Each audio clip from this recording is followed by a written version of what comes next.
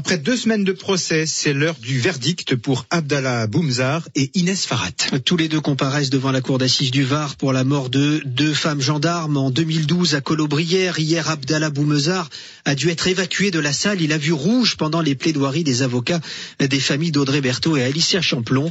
Nouvel épisode, Christelle Marquez, dans ce procès décidément pas comme les autres. Un procès hors norme de ceux qui restent dans les mémoires, souligne maître Frédéric Picard. Hors norme parce qu'il s'agit de la mort de 2 gendarmes, 2 femmes. Hors norme aussi par la personnalité des 2 accusés. Avant, je faisais une différence entre lui et elle. Maintenant, l'un comme l'autre, je n'aimerais pas les croiser dans la rue. Il me fait peur. C'est-à-dire que c'est quelqu'un qui vous fait courir un risque à chaque fois que vous le croisez. Et elle, un peu aussi, on l'a vu. La partie civile ne vient pas chercher la vengeance, souligne Maître Pain, mais la vérité. Or, pour Inès Farhat, c'est plus compliqué, poursuit-elle. Pourtant, quand on est complice de rien, on dit la vérité.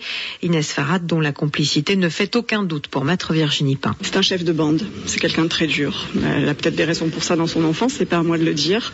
Mais elle s'est conduite dans ce dossier comme un homme qui a épaulé un autre homme, a donné la mort à 2 femmes. On nous a parlé de leur enfance difficile, pointe Maître Prosergue, mais ça ne peut pas être une excuse. Les larmes de Farhat uniquement parce qu'elle pleure sur elle-même. Alors, souligne Maître Virginie Pain, il y a celles qui sont parties et ceux qui restent. Pour celles qui sont parties, il ne leur reste que la justice.